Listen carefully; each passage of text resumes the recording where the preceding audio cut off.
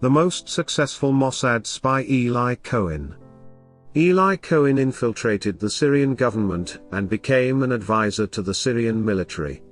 It was an extravaganza party in the heart of the Syrian capital.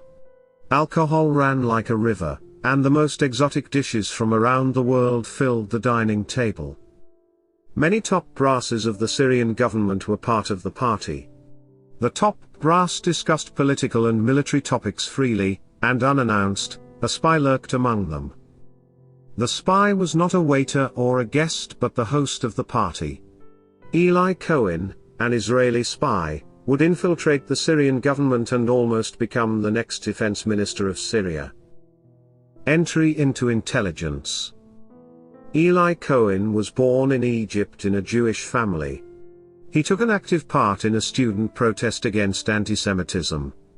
Eli Cohen and his family later moved to Israel. In Israel, Eli Cohen faced rejection when he applied for a post in military intelligence, the Mossad. However, Cohen got married and continued his job as a bank clerk.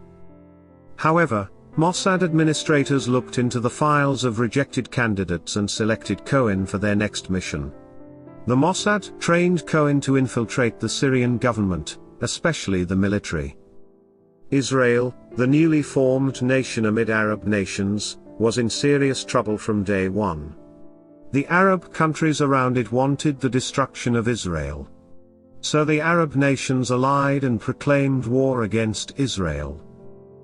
Israel realized that it needs to have better intelligence about its neighbors. Cohen was part of this plan. Mossad sent Cohen to Argentina to pose as a wealthy Syrian interested in his country's politics. Cohen was soon able to pick the friendship of elite Syrians in Argentina, and moved to Syria.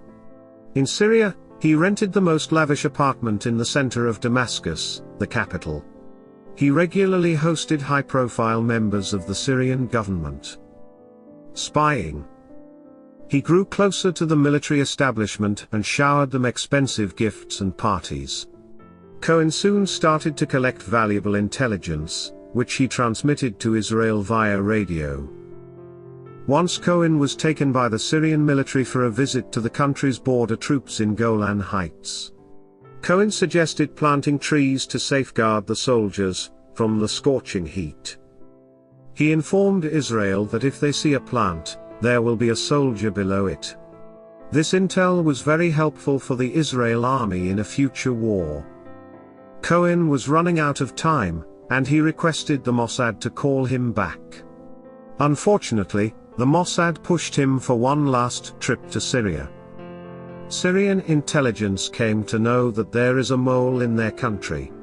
With the help of Russia's technical capabilities, Syrian intelligence searched the airwaves for the spy. The technique worked, and Cohen was caught red-handed. Cohen was convicted of spying and sentenced to death. Israel pressured the international community to save Cohen, but they failed. The 18th of May 1965, Eli Cohen was hanged. Israel tried to get Eli Cohen's body back to his family, but their efforts met a dead end. The Syrian government had reburied Eli Cohen's body several times to confuse Israel intelligence. Eli Cohen's watch recently came up for auction. The Mossad bought it, and returned it to Eli Cohen's family. Eli Cohen was the most known successful spy of the Mossad who is a national hero in Israel.